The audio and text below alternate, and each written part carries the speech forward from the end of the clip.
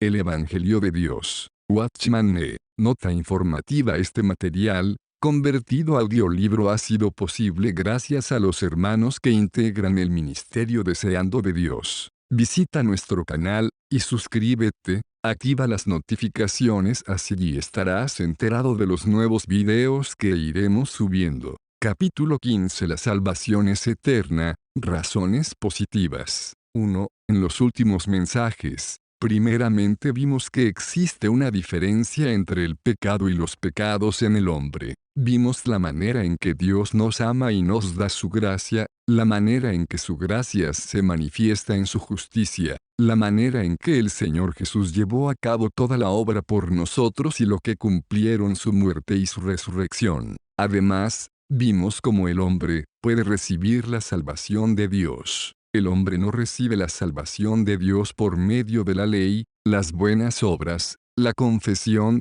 la oración y por medio de ninguna otra cosa. En el último mensaje vimos la manera de creer y lo que es la fe. En este mensaje continuaremos con nuestro estudio. La Biblia nos muestra que la duración de la salvación de Dios es eterna, no es temporal. En otras palabras, la salvación de Dios es dada al hombre eternamente, en vez de temporalmente. Una vez que un cristiano es salvo, no existe la posibilidad de que perezca. No digo que no haya castigo para un cristiano una vez que es salvo. Tampoco estoy diciendo que no habrá juicio o pérdida de la recompensa si un cristiano no es fiel en la obra del Señor después de ser salvo. Un cristiano puede recibir la disciplina del Señor en esta era y también puede ser castigado en el milenio. No estoy diciendo que un pecador será disciplinado. Lo que digo es que un creyente cuya obra no es aprobada por el Señor perderá su recompensa en el momento del tribunal de Cristo.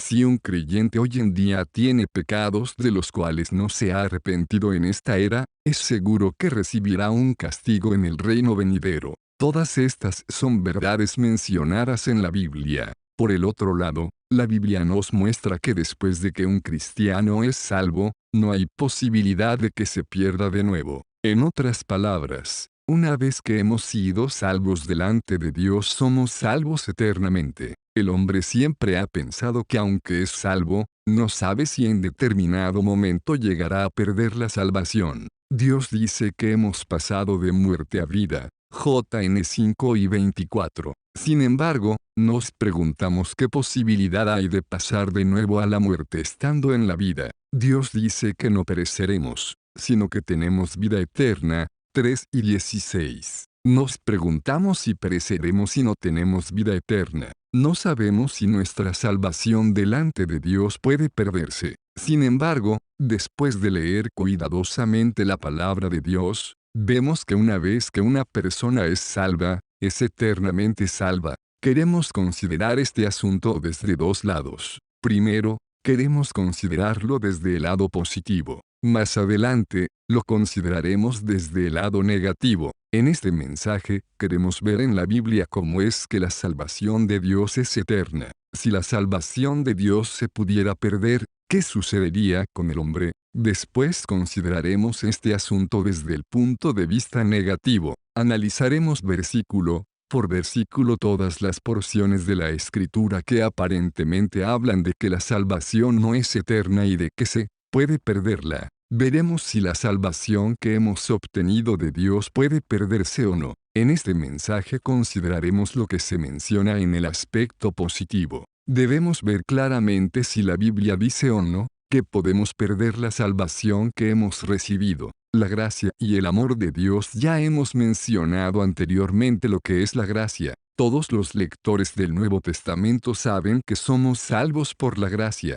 Nadie se equivocaría tanto para decir que la salvación viene por medio de la ley y no por medio de la gracia. Si un hombre dice que una persona es salva por medio de la ley y no por gracia, él nunca ha leído el Nuevo Testamento. Esta luz es muy grande en el Nuevo Testamento. Hay algunas cosas que podemos dejar pasar fácilmente, pero, por la importancia que tiene este asunto, nunca lo podríamos dejar pasar. Si es gracia, entonces nunca podemos ser deudores delante de Dios. Si a otros les muestro gracia no puedo esperar ningún pago. Si existe el pensamiento de un pago, o si espero que en algún momento se me pague esto, sería entonces un préstamo y no gracia. Si a usted le doy algo con la esperanza de que algún día me lo regrese, esto no es gracia. Si Dios nos da su gracia hoy en día, con la esperanza de que más adelante le hagamos buenas obras, tampoco es gracia. Con respecto a la gracia no existe devolución en lo absoluto. ¿Qué dice la Biblia acerca de la manera de recibir vida eterna? El don de Dios es vida eterna en Cristo, Rom 6:23. Por lo tanto, la vida eterna que hemos recibido no puede perderse. ¿Qué es un don? Un don es un regalo de Dios. Es algo que Dios nos da. Si alguien le da algo a usted, puede pedirle que se lo devuelva. No somos niños del jardín de la infancia,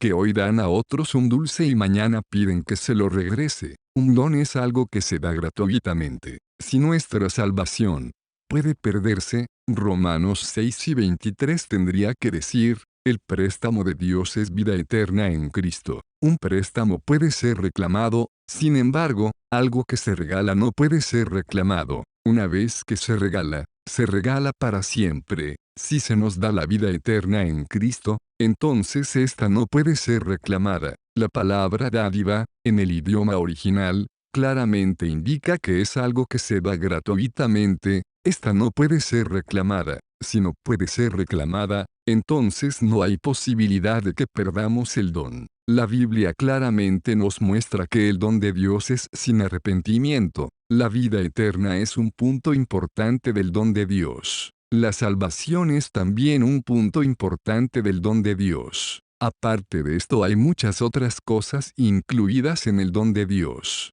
El don de Dios se da sin arrepentimiento. Si no hay arrepentimiento, ¿cómo puede Dios reclamarlo? Para reclamarlo primero debe haber arrepentimiento. Sin ningún arrepentimiento, nunca puede haber ningún reclamo. Al mismo tiempo, si hay alguna reclamación, deja de ser un don. Con respecto a la dádiva, no existe la reclamación. Puedo decir que doy algo a alguien y luego mañana le pido que me lo devuelva. No puedo hacer eso. Si se da algo, entonces no puede reclamarse. Dios no es como nosotros, quienes nos tambaleamos y cambiamos frecuentemente. Él no es de una manera hoy y de otra mañana. Una vez que Dios nos dé algo, Él nunca nos pedirá que lo devolvamos. Por lo tanto, con respecto al carácter de Dios, puesto que la salvación se nos da como un don y no como un préstamo, tenemos que admitir que esta es eterna. Damos gracias al Señor y le alabamos porque Dios nunca toma prestado ni nunca presta.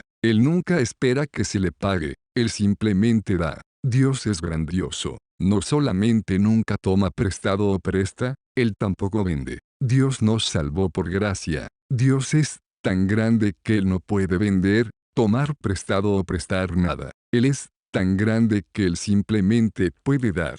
Así que, vemos que el don de Dios es vida eterna. Porque Dios tiene que darnos vida eterna, porque Él tiene que darnos el don en su Hijo. La mayoría de los cristianos probablemente ha leído Juan 3:16, que dice, porque de tal manera amó Dios al mundo, que ha dado a su Hijo unigénito, para que todo aquel que en Él cree, no perezca, mas tenga vida eterna. Porque Dios dio a su Hijo al mundo, es porque nos ama. Porque Dios nos dio vida eterna, también es porque nos ama. Si cuando aún éramos pecadores, Dios nos amó a tal grado que nos dio la vida de su Hijo, es posible que después de haber llegado a ser cristianos y nos encontramos debilitados y privados de la gloria de Dios, Él nos rechace. Si el Hijo de Dios pudo morir por nosotros en la cruz mientras todavía éramos pecadores, ¿puede Él rechazar amarnos hoy en día después de que hemos creído en Él simplemente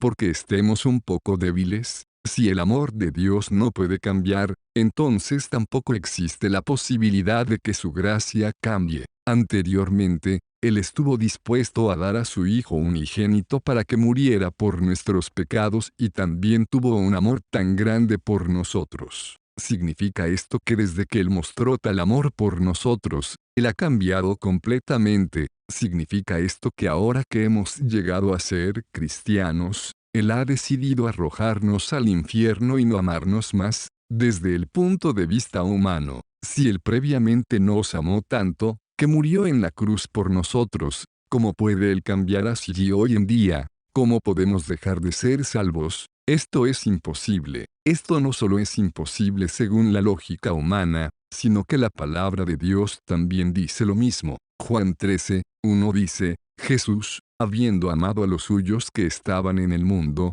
los amó hasta el fin. Así que, no existe variación en el amor con que Dios ama al hombre. Así como su corazón estaba lleno de amor por nosotros cuando fue a la cruz, de la misma manera, Dios todavía nos ama hoy en día. Su amor no ha cambiado, su gracia tampoco ha cambiado. Si nosotros pensamos que existe la posibilidad de que la salvación y la vida eterna se pierdan, entonces tenemos que llegar a la conclusión de que existe la posibilidad de que el amor de Dios cambie. Sin embargo, esto es imposible. Si la fuente no cambia, entonces el fluir nunca cambiará. Si la vida no cambia, entonces el fruto producido no puede cambiar. Debemos conocer el corazón de Dios. Debemos comprender que Dios no puede pedir que se le devuelva a su Hijo. Romanos 8:22 indica que puesto que Dios nos dio gratuitamente su Hijo, no puede reclamarlo. ¿Qué piensa usted que es más grande, el Hijo de Dios o nuestra salvación? ¿Tiene más valor el Hijo de Dios o tiene más la vida que hemos recibido? Debido a que somos carnales, pensamos que el Salvador no es tan importante. Mientras tengamos vida, todo está bien. No estemos tan preocupados con respecto al Salvador. Sin embargo, a los ojos de Dios, el Salvador tiene más valor. Él es más precioso que nuestra vida. El Hijo de Dios es más precioso que la vida que hemos recibido. Por lo tanto, Romanos 8:32 nos dice que si Dios no escatimó ni a su propio Hijo, sino que lo entregó por todos nosotros, ¿cómo no nos dará gratuitamente también con Él todas las cosas? Si Dios está dispuesto a dar a su propio Hijo por nuestros pecados y si Él está dispuesto a darnos a su Hijo gratuitamente, ¿consideraría Él quitarnos la vida eterna después de cierta consideración? Supongamos que un hermano me debe $10,000 y no puede pagar esa cantidad. Si soy un hombre rico, tal vez le diga, usted no puede pagar su deuda. Sin embargo, tengo gracia, aquí están $10,000. Tómelos para que pague su deuda. Después de esto, tenemos que tomar un tranvía para ir al muelle. El boleto del tranvía cuesta 8 centavos por persona, sin embargo, él solamente tiene 7 centavos. Quizá él me diga, comillas, ¿puede usted darme el centavo que me falta? Yo no solo tengo muchos más centavos, sino también cheques y dinero en efectivo. Sin embargo, le pido que me regrese el dinero y le digo que él debe pagar primero el centavo. ¿No le extrañaría si yo hiciera esto? Ayer,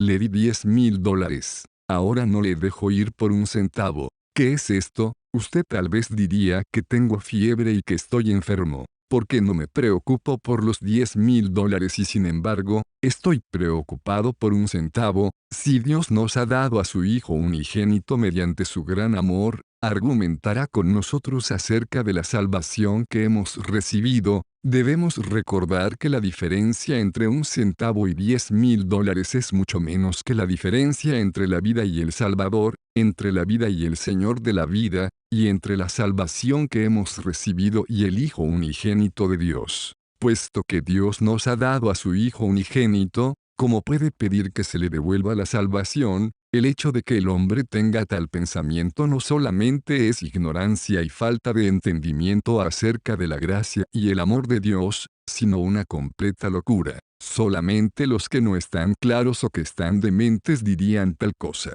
Gracias a Dios que Él nos ha dado a su Hijo, Él no lo reclamará. Además de su Hijo, Él nos ha dado muchas otras cosas, tales como la vida eterna y la salvación. Dios nos ha dado a su Hijo y también nos ha dado la vida eterna. Si Él no puede reclamar a su Hijo, entonces tampoco puede reclamar la vida eterna que hemos recibido. Así que, según la gracia de Dios, es imposible perder la salvación y la vida que hemos recibido. Esta es la palabra clara de Dios dada a nosotros. Dios nos salva con un plan en segundo lugar. ¿Fue nuestra salvación un accidente o una acción deliberada por parte de Dios? Es la salvación de Dios, como los 2 centavos que un hombre da a un mendigo, cuando cruza con este en la calle, o Dios a propósito trata de hallar un hombre a quien él puede darle dinero. ¿Es la salvación de Dios un accidente o concuerda con un plan definido? Los que no entienden la salvación, quizá piensen que la salvación de Dios es un accidente. Sin embargo, todos aquellos que entienden la Biblia y que conocen a Dios, comprenden que la salvación no es un accidente. Más bien, fue planeada hace mucho según un plan definido. Romanos 8:29 dice, porque a los que antes conoció, también los predestinó para que fuesen hechos conformes a la imagen de su Hijo. El versículo 30, una sección parentética, dice, y a los que predestinó, a estos también llamó, y a los que llamó, a estos también justificó, y a los que justificó, a estos también glorificó. La salvación de la cual estamos hablando involucra todas las cosas mencionadas en los versículos 29 y 30. La historia de nuestra salvación comienza con la justificación mencionada en el versículo 30. Fuimos salvos en el momento en que fuimos justificados. Solamente sabemos que hemos creído en Jesús y que hemos sido salvos y justificados. Pensamos que la justificación es nuestro primer encuentro con Dios. Pensamos que la primera vez que tocamos a Dios en nuestra vida fue cuando fuimos justificados. Sin embargo, la Biblia dice que Dios nos tocó hace mucho tiempo. Él nos conoció hace mucho. Nuestra justificación viene después. Dios nos conoció primero. Algunos han dicho que Romanos 8 y 29-30 es la única cadena mencionada en toda la Biblia. Es una cadena de diferentes eslabones unidos. Es una cadena muy preciosa y completa. El primer eslabón de esta cadena es la presciencia de Dios con respecto al hombre. El segundo eslabón es la predestinación para ser conformado a la imagen de su Hijo. El tercer eslabón es el llamamiento de aquellos que han sido predestinados. El cuarto eslabón es la justificación de aquellos que han sido llamados. El quinto eslabón es la glorificación de aquellos que han sido justificados. Esta es una serie de eslabones entrelazados unos con los otros. Pensamos que primero conocimos a Dios cuando fuimos salvos y justificados. Sin embargo, la Biblia nos dice que antes de que fuéramos salvos y justificados, Dios ya nos conocía. A los que Dios conoció hace mucho, los marcó. Ser marcado significa tener una marca de aprobación junto a nuestro nombre, lo cual indica que Él nos ha reclamado para sí mismo. Fuimos marcados así para que fuéramos como su Hijo unigénito, Jesucristo. Dios no solamente quiere un Hijo, Jesucristo, Él vino para marcarnos, para que fuéramos idénticos a su Hijo. Los que fueron marcados, son llamados. Los que son llamados, son los conocidos por Él. Dios llamó a quienes conoció y marcó. Después de llamarlos, los justificó. Si la justificación es la primera etapa de la relación de un cristiano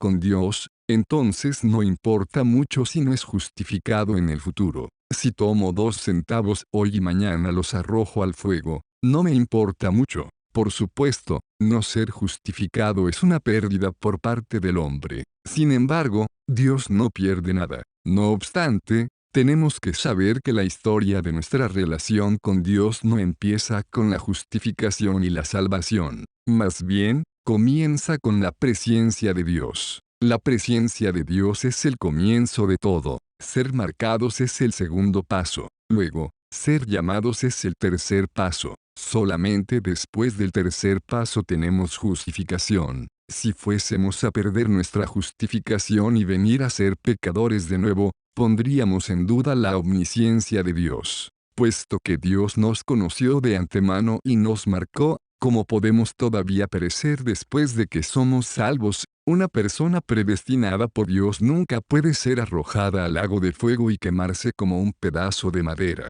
Para nosotros es muy sencillo hacer una decisión ya que cambiamos con facilidad. Podemos estar un minuto en el cielo y el siguiente minuto en el infierno. Es posible que cambiemos una vez al día durante los 365 días del año. Pero, puesto que Dios es Dios, su presciencia y su predestinación no pueden cambiar.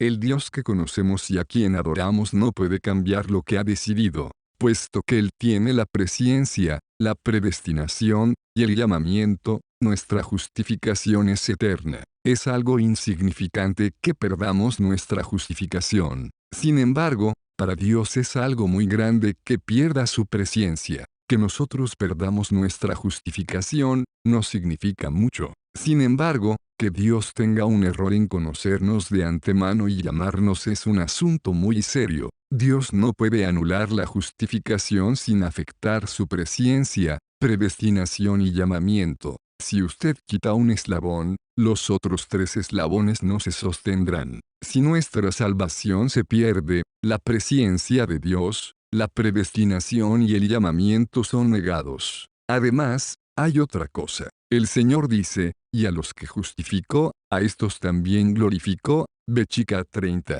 A menos que Dios traiga a la gloria a los que justificó, su obra es incompleta. Si no podemos entrar en el cielo nuevo y en la tierra nueva y si no podemos entrar en la gloria eterna, la obra de Dios no es completa. El último eslabón de la obra de Dios es la gloria. Hasta que estemos en la gloria, la obra de Dios no será completa. Esta es la palabra de Dios. ¿Qué va usted a hacer con ella? No podemos hacerla a un lado. Dios dice que los justificados entrarán en la gloria incondicionalmente. No dice que los justificados entrarán en la gloria si hacen buenas obras. Él no dice que aquellos cuyas obras son aprobadas pueden entrar en la gloria. Tampoco dice Dios que a los que justificó también deben ser considerados salvos por el hombre antes de que puedan entrar en la gloria. No existen tales condiciones. Todas las cosas que se mencionan aquí están relacionadas con Dios. Dios es aquel que nos conoció de antemano,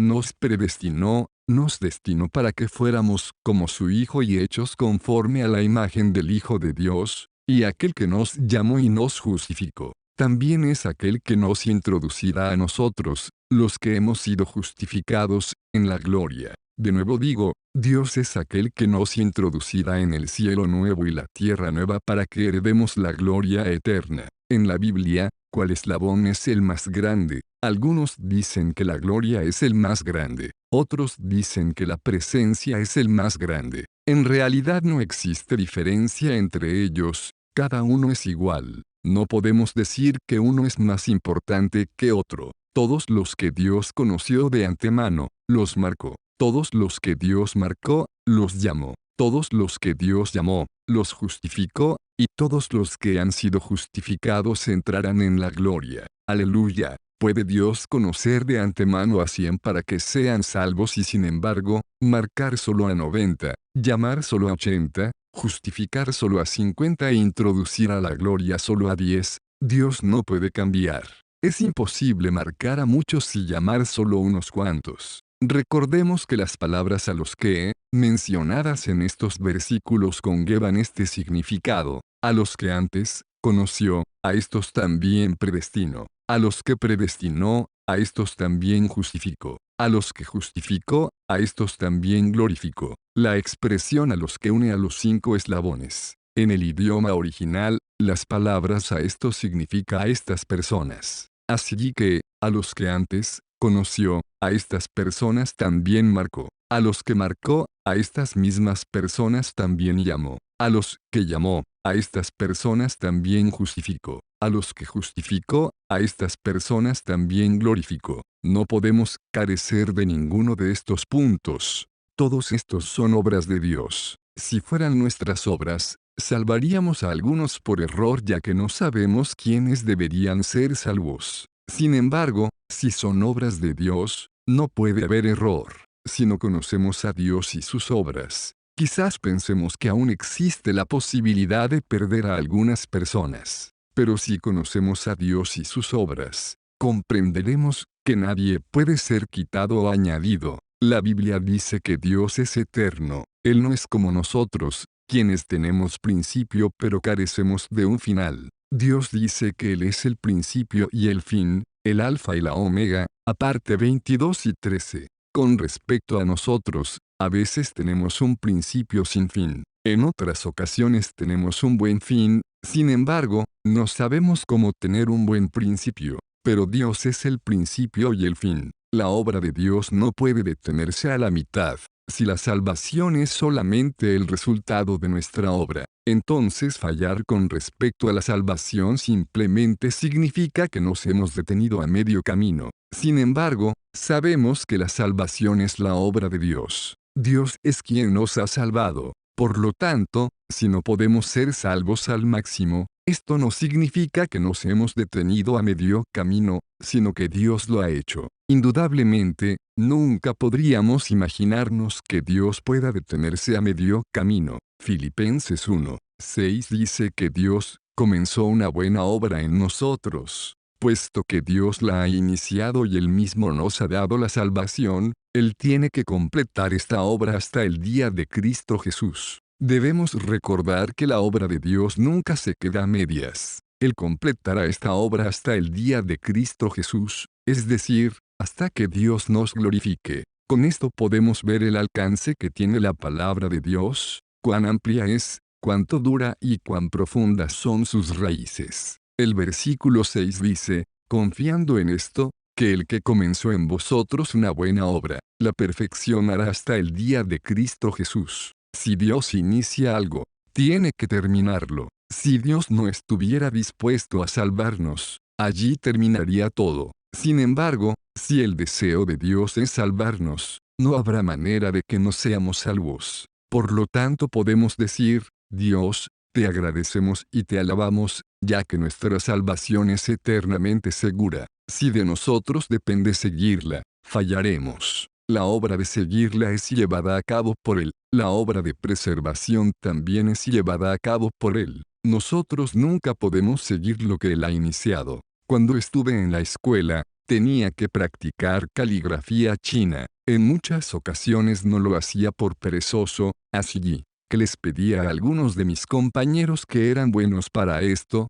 que lo hicieran por mí. Por supuesto, más tarde confesé este pecado. Cada semana teníamos que hacer 5 páginas de caligrafía. Todas eran hechas por mis compañeros de clases. En una ocasión, después de que mi compañero había terminado un renglón de caligrafía, lo llamaron. Me dijo que estaba muy ocupado y que yo debía terminar lo que él había comenzado. Cuando tomé el pincel, me di cuenta de que nunca podría continuar lo que él había iniciado. Su caligrafía era tan fina que mis caracteres simplemente no podían igualarla. De la misma manera, la obra de salvación fue comenzada por Dios. Él debe ser quien la concluya. Si tuviéramos que concluirla, nunca lo lograríamos. Si la obra de salvación fuera iniciada por Dios y nosotros tuviésemos que continuarla, ninguno de nosotros estaría calificado para ser salvo. Los que quieren continuarla no conocen a Dios ni se conocen a sí mismos.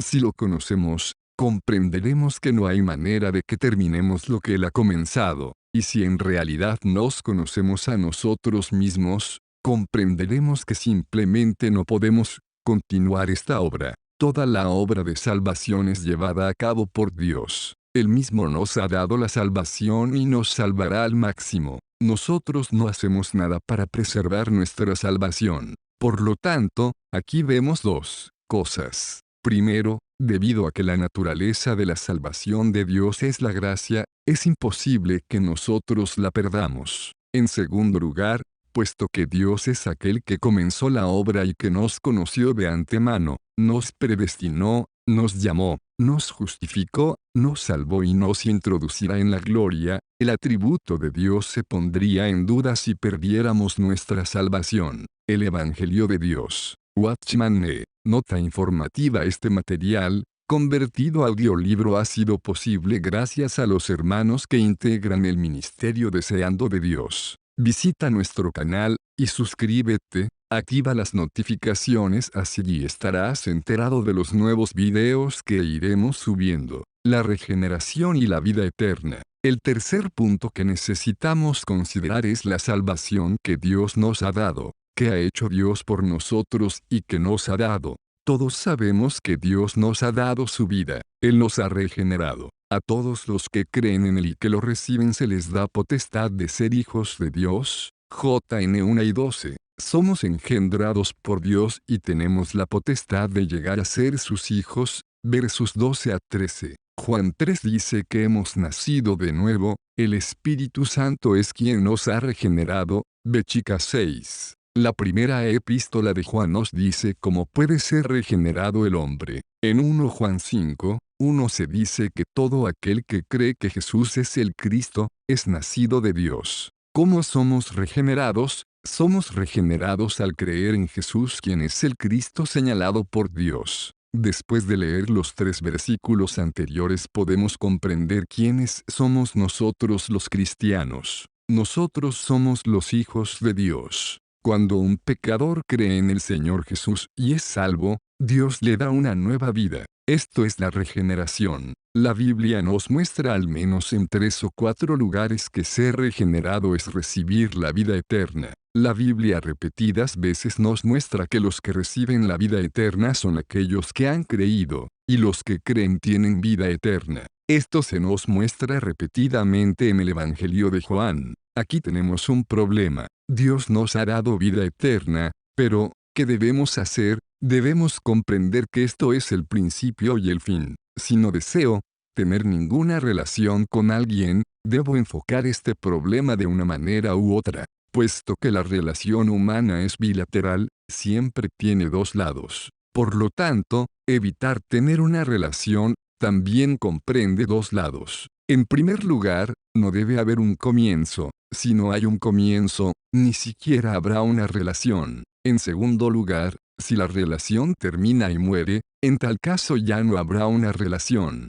Por ejemplo, supongamos que soy un hijo muy malo, un pródigo. Hay 2 maneras en que mi padre puede evitar una relación conmigo. En primer lugar, no haberme engendrado nunca. Si no existiera un comienzo, no habría relación entre él y yo. Pero, si ya hubo un comienzo, entonces él ya no puede usar la primer manera. En tal caso, él solo puede esperar cada día hasta que yo muera. Cuando yo muera, mi relación con él se terminará. Si no nazco de él, no tengo nada que ver con él. Si muero tampoco tengo nada que ver con él. ¿Qué sucedió entre Dios y nosotros? Dios nos ha engendrado. En el momento en que creímos en Jesús, Dios nos engendró con su espíritu y con su propia vida. Hemos llegado a ser los hijos de Dios. Puede ser cortada esta relación. Si usted tiene un hijo que es malo, desordenado y rebelde, usted lo puede desheredar legalmente. Sin embargo, el hecho de que usted lo ha engendrado todavía queda. En realidad él todavía es su hijo. Dios nos ha engendrado. ¿Puede él decir que no nos ha engendrado? Aun si volvemos peores que ahora, de todos modos él nos engendró. Aunque nuestro padre humano nos niegue, este nos engendró. Nadie puede negar el hecho del engendramiento. Un hijo bueno es engendrado por su padre. Un hijo malo es también engendrado por su padre. Nadie puede anular esta relación. Por lo tanto, cuando Dios nos justificó, no lo hizo como si nos lo hubiera dado algo y luego nos despidiera. Él dijo que nos ha engendrado. Dios está en el Espíritu y nosotros también estamos en el Espíritu. Dios y nosotros tenemos una relación familiar. Él es nuestro Padre y nosotros somos sus hijos. Esto es lo que Dios mismo ha dicho. Él nos ha dado potestad de llegar a ser hijos de Dios. Él nos ha dado vida eterna. Somos hijos de Dios por potestad. Ese es el comienzo. Entonces, ¿qué puede hacer Dios ahora? Solamente puede esperar que muramos. Sin embargo, lo extraño es que nuestra relación con Él comienza con la regeneración y termina con vida eterna. Dios no solamente nos ha engendrado, Él también nos ha dado vida eterna. Si Dios hubiera iniciado la obra pero no hubiera sido capaz de completarla, estaríamos acabados. En tal caso, no podríamos ser salvos. En cuanto a la vida eterna que hemos recibido de Dios, es imposible que Dios no nos salve. Gracias al Señor, que Él nos ha regenerado y nos ha dado vida eterna, la cual es la vida de su Hijo. Si hoy en día existe un hombre que piensa que un cristiano puede perecer de nuevo si éste llega a debilitarse y que solamente un buen hijo tendrá vida eterna, mientras que un mal hijo perecerá, este hombre no conoce lo que es la salvación de Dios. Quizá piense que el Señor es un cobrador, que viene a cobrar la vida eterna y la redención. Si hacemos bien, las podemos conservar. Si no hacemos bien, Él las recogerá. Esta no es la salvación de Dios. El comienzo tiene que ser de Él. La continuación también tiene que ser de Él. Ya que Dios nos ha dado la salvación, ¿cómo podemos perderla de nuevo? Puesto que Dios ha iniciado esta relación, y la vida que recibimos es una vida eterna que nunca puede dejar de existir, nunca podemos perecer de nuevo. Dios nos dio otro tipo en la Biblia para mostrarnos que nunca podemos perder nuestra salvación una vez que la hayamos recibido de Dios. Génesis 3 es un pasaje que nos es muy familiar. Nos dice cómo Adán cometió pecado. Después de que Adán comió del fruto del árbol del conocimiento del bien y del mal, Dios lo echó fuera del huerto de Edén y guardó el camino al árbol de la vida con querubines y con una espada encendida que se revolvía por todos lados. Bechica 24. Porque Dios tuvo que guardar la entrada al árbol de la vida con la espada encendida y los querubines, porque no permitió que Adán comiera del fruto del árbol de la vida. Génesis 3 y 22 dice, y dijo Jehová Dios, he aquí el hombre es como uno de nosotros, sabiendo el bien y el mal, ahora, pues, que no alargue su mano, y tome también del árbol de la vida, y coma, y viva para siempre. Aquí vemos un cuadro. Todos sabemos que el fruto del árbol del conocimiento del bien y del mal representa la independencia con respecto a Dios. El fruto del árbol de la vida, por otro lado, representa la vida, es decir, la vida dada a nosotros por el Hijo de Dios. Después de que Adán pecó, Dios tuvo miedo de que Adán comiera del fruto del árbol de la vida, ya que si lo comía, él viviría para siempre. Si Adán todavía pudiera morir después de comer el fruto del árbol de la vida, entonces, ¿por qué Dios tuvo que esforzarse tanto? ¿Por qué tuvo que guardar el camino al árbol de la vida con los querubines y con la espada encendida? Dios hizo esto porque tenía miedo de que Adán viviera para siempre si lo comía. Nosotros somos los redimidos. Lo que hemos comido no es el fruto del árbol de la vida, el cual solamente es un tipo. Hemos comido la vida misma. Todavía podemos morir. Si Adán no podía morir después de haber comido un fruto simbólico, ¿cómo podemos nosotros morir ya, que hemos sido lavados por la sangre del Señor Jesús, ya que hemos comido del árbol de la vida misma y recibido la vida eterna? Adán recibió el árbol de la vida como un tipo, mientras que nosotros hemos recibido lo que el árbol de la vida tipifica. ¿Cómo es posible que podamos morir? Solamente aquellos que no saben lo que es la regeneración y lo que es la vida eterna dicen que se puede perder la salvación. Gracias al Señor, que la vida eterna es un hecho que nunca puede ser anulado, es una historia que nunca puede ser borrada. Es por esto que podemos vivir delante de Dios. Que gracia Dios nos ha concedido. La relación entre Dios y nosotros es tal que enfáticamente podemos decir que ningún poder sobre la tierra puede separarnos de Él. Aun si Dios no estuviera complacido con esto, Él no podría anular esta relación. Nosotros somos los miembros de Cristo. Veamos ahora el cuarto punto. Cuando fuimos salvos, Dios no solamente nos regeneró y nos dio vida eterna, sino que nos hizo un espíritu con el Señor. En 1 Corintios se nos dice que no solamente hemos llegado a ser un espíritu con Cristo, sino que hemos llegado a ser miembros de su cuerpo. 12 y 27.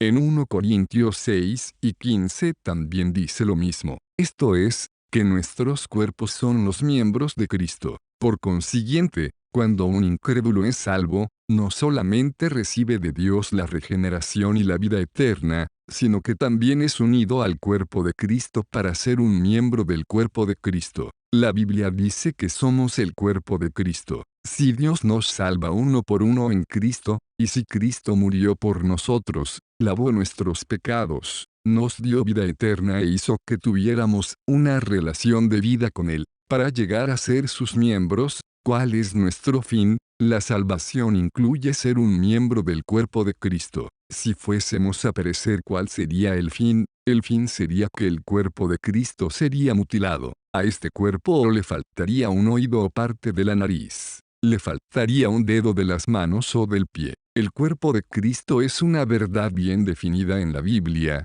es algo concreto. Si hemos llegado a ser un cuerpo con Cristo después de haber sido salvos, La pérdida de una sola persona significaría que se habría perdido una parte del cuerpo de Cristo, y el cuerpo de Cristo estaría mutilado. Una vez una mujer negra que era esclava estaba trabajando en la casa de una familia blanca. La señora de la casa era una cristiana nominal, y la mujer negra era una creyente genuina. Durante todo el día la esclava cantaba alegremente. La señora se molestó tanto por el regocijo de la esclava que no pudo contenerse de preguntarle la razón por la cual estaba tan feliz. La mujer le dijo, ¿No sabe usted que Dios ha enviado a su Hijo, Jesucristo, para lavarnos de nuestros pecados? ¿No sabe usted que estaremos con Dios en el futuro? ¿Por qué? Entonces, ¿no debo estar gozosa? La señora le preguntó, ¿cómo sabes que estarás con Dios en el futuro?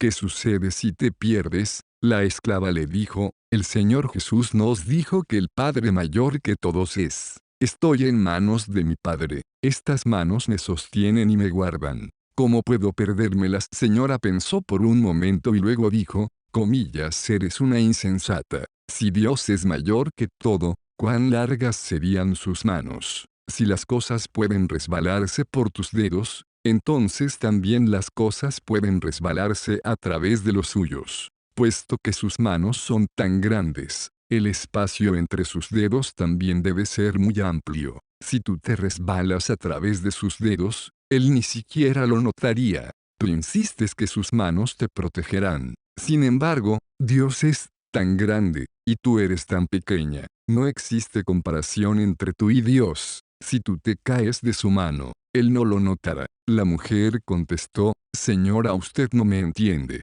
No solamente estoy en su mano, sino que soy un dedo pequeño de su mano. Si solo estuviera en su mano, él quizá no notaría cuando me cayera. Pero si soy un dedo pequeño de la mano de Dios, ¿cómo podría caerme? Si un hombre ha creído y ha llegado a ser un cristiano, él es un miembro del cuerpo de Cristo y un dedo pequeño de la mano de Dios. Si yo soy un miembro del cuerpo de Cristo, Dios nunca permitiría que yo, un miembro suyo, me caiga. Hoy en día, doy gracias al Señor porque nunca me caeré. En 1 Corintios 12 dice que si un miembro del cuerpo padece, todos los miembros se duelen con él.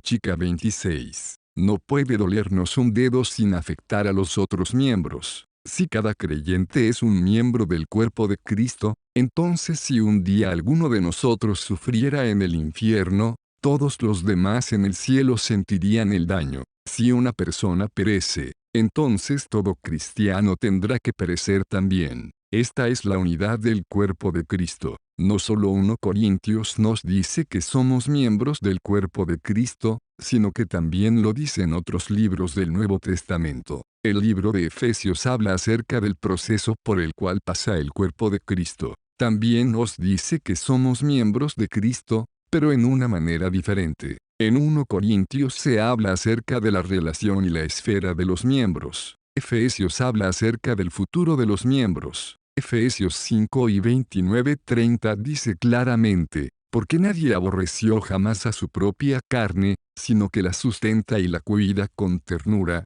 como también Cristo a la iglesia, porque somos miembros de su cuerpo. Somos los miembros del cuerpo de Cristo. Leamos los versículos anteriores. Los versículos del 25 al 27 dicen, maridos, amad a vuestras mujeres, así como Cristo amó a la iglesia, y se entregó a sí mismo por ella, para santificarla, purificándola por lavamiento del agua en la palabra, a fin de presentársela a sí mismo, una iglesia gloriosa, que no tuviese mancha ni arruga ni cosa semejante, sino que fuese santa y sin defecto. Si leemos toda esta sección desde el versículo 25 hasta el 30, descubriremos que la iglesia es el cuerpo de Cristo. Cristo está lavando la iglesia mediante el agua que está en la palabra. Él la lavará continuamente hasta que llegue a ser santa. El fin es presentársela a sí mismo una iglesia gloriosa. Si algunos de la iglesia se pierden,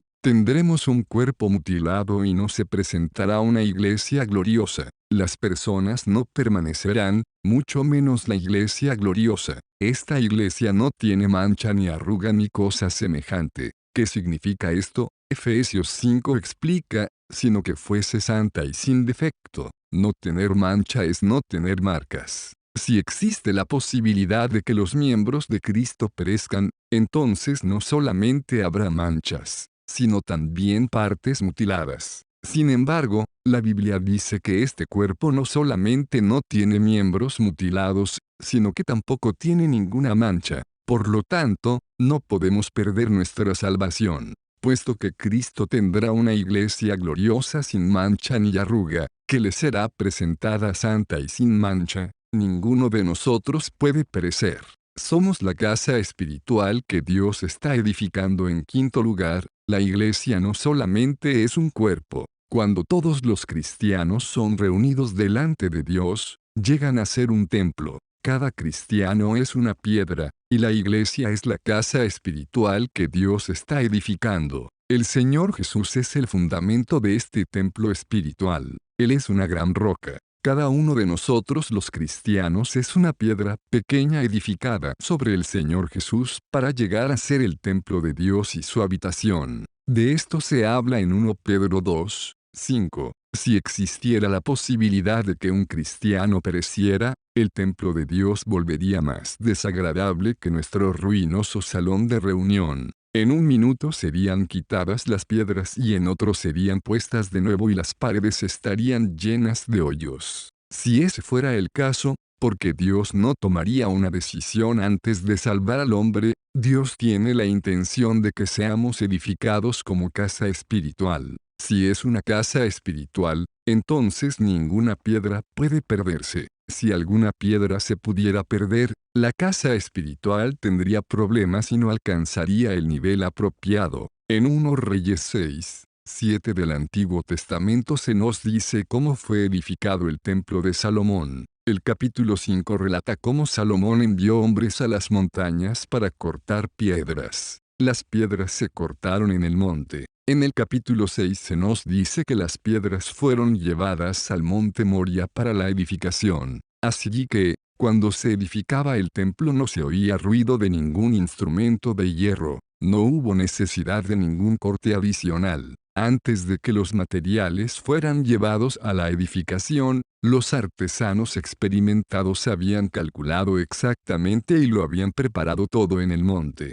No era necesario mejorar nada. Todo fue hecho de manera apropiada. Si mientras se edificaba el templo terrenal, los hombres expertos de Salomón pudieron cortar las piedras también que fueron exactas en cada lado y no hubo necesidad de mejoramiento, ¿acaso puede Dios cambiarnos las piedras vivas cada 2 o 3 días, cuando edifique el templo espiritual? ¿Acaso Dios podrá equivocarse? ¿Acaso no sabrá Dios cómo calcular? ¿Es Dios peor que el hombre? En el Antiguo Testamento, Dios dio al hombre la tarea de edificar. En el Nuevo Testamento, Él mismo edifica. ¿Acaso es la propia obra de Dios inferior a la del hombre? Si los creyentes son las piedras para la edificación de la casa espiritual, pueden perderse. Por lo tanto, si estamos en el templo de Dios, nunca podemos perdernos. Tenemos al Espíritu Santo como el sello y como las arras en sexto lugar. Hay otra cosa muy importante y maravillosa. En el momento en que cada incrédulo es salvo, no solamente recibe la vida eterna y llega a ser un miembro del cuerpo de Cristo y una piedra viva del templo, sino que también recibe al Espíritu Santo como sello. Dios ha puesto el sello del Espíritu Santo en él. Efesios 1 y 13-14 dice, en él también vosotros, habiendo oído la palabra de la verdad, el evangelio de vuestra salvación y en él habiendo creído, fuisteis sellados con el Espíritu Santo de la promesa. ¿No es esa nuestra historia? Hemos oído el evangelio de nuestra salvación y hemos creído en Cristo. ¿Qué sucedió después de que creímos? Fuimos sellados con el Espíritu Santo de la promesa. Cada cristiano tiene el sello del Espíritu Santo. Es muy obvio que el Espíritu Santo no pertenece solamente a algunos cristianos especiales, y que no son solamente los cristianos especialmente santificados quienes tienen la vida. El versículo 13 dice que todos los que han oído el Evangelio de la salvación y que han creído, han recibido al Espíritu Santo como el sello. Esto prueba que el sello del Espíritu Santo es algo que todos los cristianos tienen en común. Tan pronto como alguien cree, es salvo y tiene al Espíritu Santo como el sello, que significa que un cristiano tenga al Espíritu Santo como el sello. ¿Qué es un sello? Hay más de 3 millones de personas en Shanghái. ¿Cómo sabe Dios quiénes le pertenecen y quiénes no? Si usted me trae una Biblia hoy, ¿cómo sé que es suya? Existen muchísimas Biblias, como la suya. La Sociedad Bíblica recientemente publicó un reporte diciendo que el año pasado vendió más de 11 millones de Biblias. De entre todas esas Biblias, ¿cómo sabe usted cuál es suya? Cuando usted va a casa y sella su Biblia, usted sabe que es suya. Aun si usted mezclara esta Biblia con todas las Biblias del mundo, usted podría identificarla como suya. Hoy en día, debido a que hay tantas personas en el mundo, ¿cómo sabe usted cuáles pertenecen a Dios y cuáles no? Dios ha puesto un sello en usted, el cual demuestra que usted le pertenece. Dios no lo selló a usted en su frente con un gran sello de madera. No es como el anticristo venidero, quien pondrá una marca en la frente de los hombres. Dios puso al Espíritu Santo en usted como un sello. Todos los que tienen al Espíritu Santo, pertenecen a Dios. Todos los que no tienen al Espíritu Santo, no pertenecen a Dios. En el momento en que un hombre es salvo, Dios hace la obra de sellarlo y pone el Espíritu Santo dentro de él para demostrar que éste pertenece a Dios. Si el sello del Espíritu Santo en nosotros puede ser borrado, entonces sí es posible que perezcamos. Podemos decir que no le pertenecemos. Podemos considerarnos como típicas personas del mundo o incluso como enemigos de Dios. Pero, si este sello está dentro de nosotros, entonces sí le pertenecemos a Dios. ¿Cuánto tiempo estará el sello de Dios en nosotros? La última parte de Efesios 4:30 dice, en el cual fuisteis sellados para el día de la redención. Aquí la expresión el cual se refiere al Espíritu Santo. La cláusula anterior dice, y no contristéis al Espíritu Santo de Dios. Este sello durará hasta el día de la redención.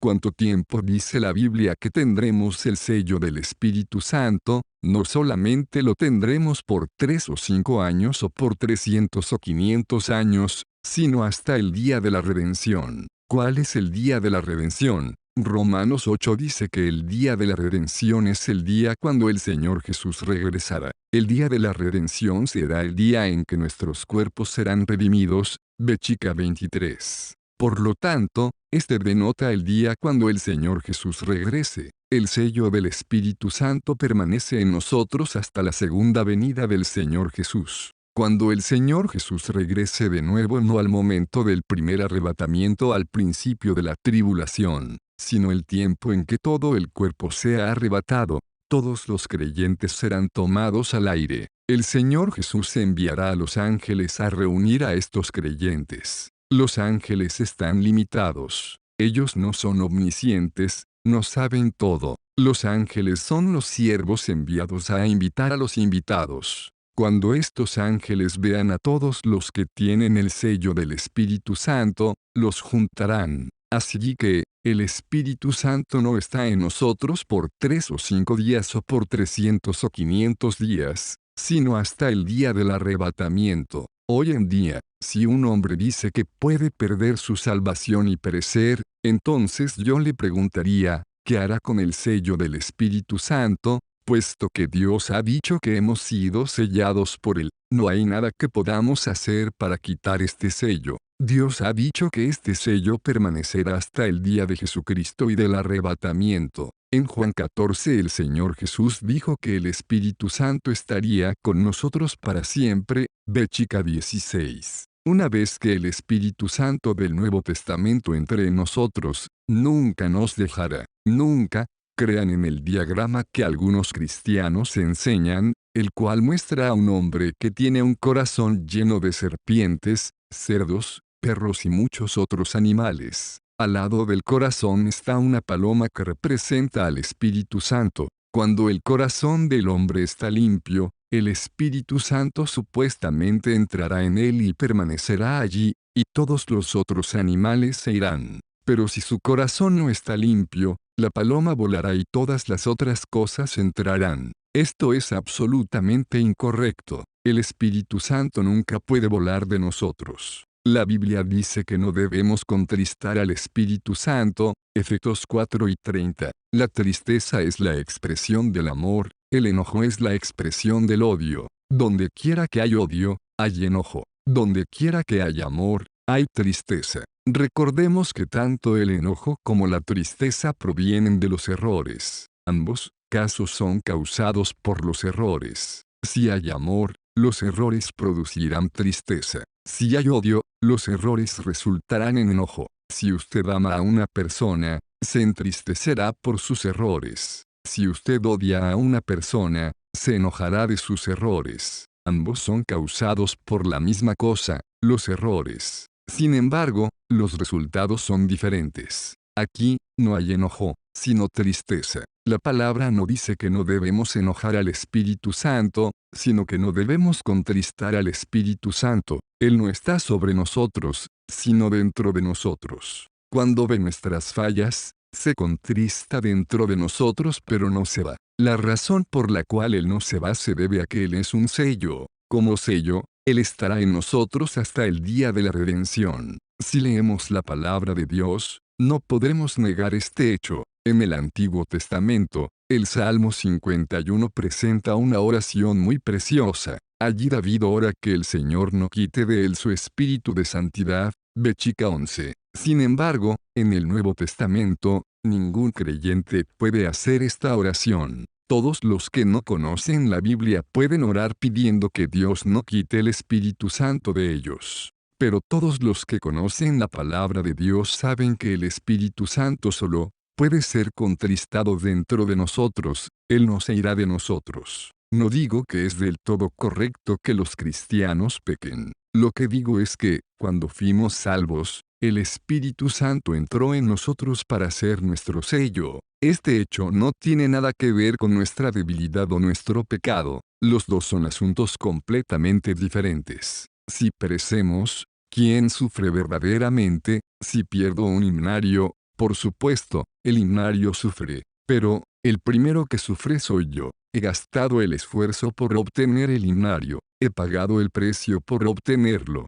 Por lo tanto, soy yo el que más sufre. Como nos ganó Dios, estábamos muertos en pecados y estábamos caídos. Fue Dios quien hizo que su Hijo muriera por nosotros y derramara su sangre, para redimirnos con un gran precio. No pensemos que si perdemos nuestra salvación, solamente somos nosotros quienes perdemos y quienes sufrimos. Recordemos que hemos sido comprados por Dios. Si perdemos nuestra salvación, Dios también perderá algo. Hemos sido comprados por su sangre. Porque Dios nos preserva por su propia causa. Si nos perdemos, quien sufre no es nosotros, sino Dios. El problema más grande hoy en día es que no creemos cuán importantes somos en las manos de Dios. Al hombre le es difícil creer que Dios lo ame, que Dios lo quiere. Siempre piensa que Dios no lo necesita. Dios ha entregado a su Hijo por nuestra causa y le ha enviado al mundo para que pasara por todos los sufrimientos por nuestra causa. Él fue crucificado en la cruz con el propósito de ganarnos. Si a Él no le importa, ¿a quién le importaría? Si no salvaguardo mi himnario, podría cuidarse a sí mismo. Efesios 1:13 dice que el Espíritu Santo está en nosotros como un sello. Después el versículo 14 nos dice que el Espíritu Santo viene para ser el sello porque somos la posesión adquirida de Dios. Por lo tanto, podemos decirle a todo el mundo que somos la posesión de Dios. No es cuestión de que nos perdamos o no, sino de que Dios nos pierda o no. No somos nosotros quienes nos guardamos. No tenemos que agotar nuestra mente pensando en este asunto. Toda la obra es de Él. Si no fuera así, porque Él envió a su Hijo unigénito a la cruz, si Él ha hecho un gran esfuerzo y pagado un gran precio para enviar a su Hijo a la cruz, Él debe hacer un gran esfuerzo y pagar un precio aún más grande para guardarnos de perdernos. Supongamos que tenemos un anillo de diamante muy precioso y muy costoso, una perla muy preciosa o una gema muy costosa. Lo que gastemos para adquirirlos, será la misma cantidad que gastaremos para preservarlo. Si lo compramos con $10,000, no lo perderemos tan fácilmente, indudablemente lo guardaríamos con gran cuidado. Tenemos que darnos cuenta de que hemos sido comprados por Dios, con el más grande precio. Somos salvos por el Hijo de Dios. El Hijo de Dios es más grande que todo el mundo y todo el universo. No pensemos que no le importamos a Dios. Dios nos trata de la misma manera en que nosotros tratamos nuestro tesoro. El buen pastor buscó a la oveja. LC 15. La oveja no buscó al buen pastor. El Señor Jesús dijo que un día Él moriría aún por uno de sus extraviados. No les toca a las ovejas hacerlo, sino al buen pastor. Él es quien murió por las ovejas. Delante de Dios, somos los que han sido comprados por Él. Si nos perdemos, Dios es quien sufrirá. Por lo tanto, debemos recordar que no existe la posibilidad de que nos perdamos, debido a que tenemos al Espíritu Santo como un sello. ¿Acaso puede la gracia que Dios da al hombre ser preservada por el hombre? Si fuera preservada por el hombre, ya la hubiéramos perdido hace mucho. No solamente nosotros la hubiéramos perdido, sino incluso Pedro y Pablo la hubieran perdido. Tenemos que darnos cuenta de que Dios ya nos ha apartado completamente. Todo es de Dios. Solo es Dios quien nos ha salvado. Solo Dios nos preserva. Que Dios nos muestre claramente cuánto dura nuestra salvación, a fin de que podamos quitar todos los pensamientos carnales y aceptar los pensamientos suyos. El Evangelio de Dios. Watchman Nee. Nota informativa. Este material, convertido a audiolibro, ha sido posible gracias a los hermanos que integran el Ministerio Deseando de Dios. Visita nuestro canal, y suscríbete, activa las notificaciones, así estarás enterado de los nuevos videos que iremos subiendo.